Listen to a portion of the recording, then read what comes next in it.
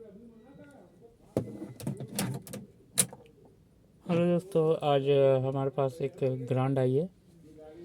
ये ग्रैंड आई 10 है, 2018-19 मॉडल है। इसमें दिक्कत है कि गाड़ी से, ये देखिए, आप देख पा रहे हैं, ये दबाया, कई बार बटन प्रेस करने पे काम नहीं करा, अभी तो काम करने लगा। अगर ऐसी दिक्कत आती है रिमोट से लॉक अनलॉक करने पे, तो एक चीज़ इसमें आप देख सकते हैं, जिसकी चाबी जब हम ये लगाते हैं, हम देख पा रहे हैं चाबी आना है, ठीक। जब निकालेंगे, चाबी ऑफ करेंगे, तो इसमें आवाज़ आती है, एक ये खट से आवाज़ आती है। ये देखिए, ये खट से आवाज़ जो आती है, ये अगर ये आवाज़ नहीं आती है तो इसका मतलब कि चाबी गाड़ी में लगी हुई है।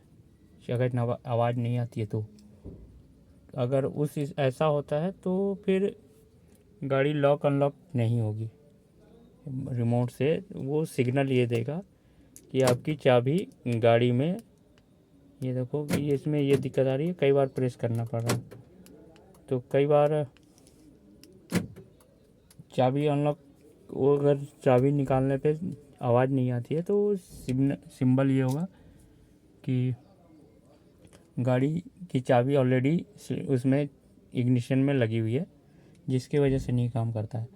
तो अगर ऐसा होता है तो ये चेक कर लीजिए। नहीं तो कभी कभी रिमोट में भी प्रॉब्लम होती है, कोडिंग सेल वीक हो जाने की वजह से होता है, या कोडिंग में कुछ प्रॉब्लम होती है, जो सेंसिंग एरिया जो सेंस करता है चाबी को, ट्रांसपोर्टर, तो उसमें उसके वजह से भी होता है। तो इसको हम दोबारा रिकोड करेंगे। तो ये हमारा GDS है, हमने लगाया हुआ है, ये देखिए VCI ग्रैंड आई 10 है इनकी गाड़ी, 2019 मॉडल 1.2, ठीक है। तो इसका हम करेंगे कोडिंग।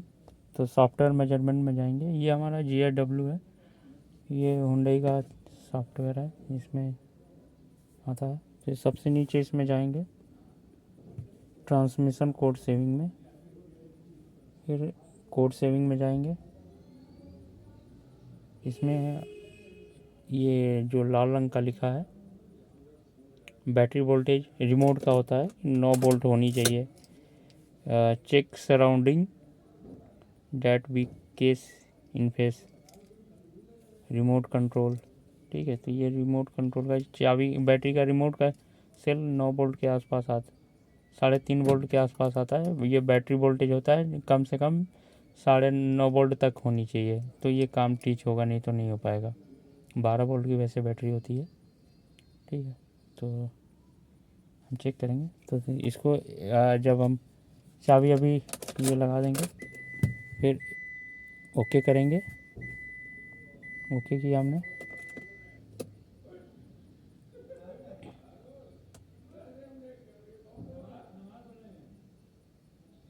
इसमें दिख क्या रहा है, रिमूव इग्निशन की, यानी चाबी निकाल लीजिए सिलेंडर, यानी इग्निशन से चाबी स्टीयरिंग लॉक से, कॉलम स्विच से निकाल लीजिए। फिर प्रेस ओके बटन दबाना है। Please 2 second press lock button, ठीक है। तो हम ओके बटन दबाएंगे, फिर ये लॉक बटन दबा के 2 सेकेंड तक रोके रहेंगे। ये हमारा हो गया, चाबी रजिस्टर्ड हो गया, फर्स्ट की रजिस्टर्ड हो गया, ट्रांसमिशन रजिस्टर्ड।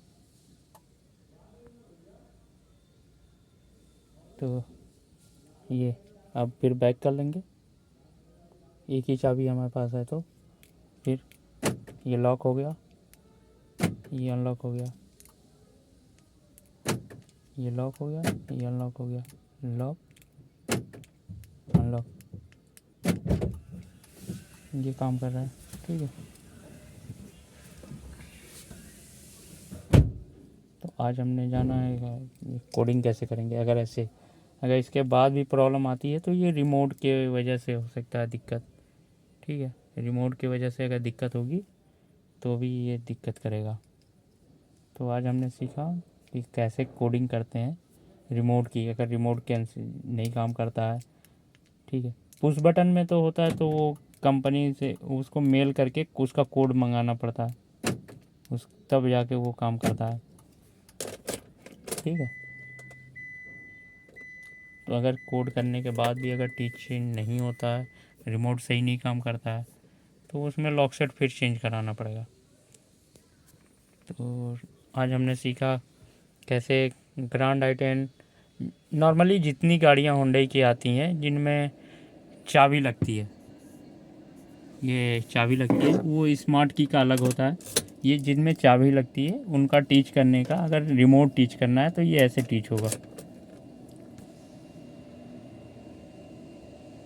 तो आज हमने जाना कैसे टीच करेंगे हुंडई की जितनी नॉर्मल की वाली गाड़ियाँ हैं उनमें, तो कैसे चाबी टीच होगी।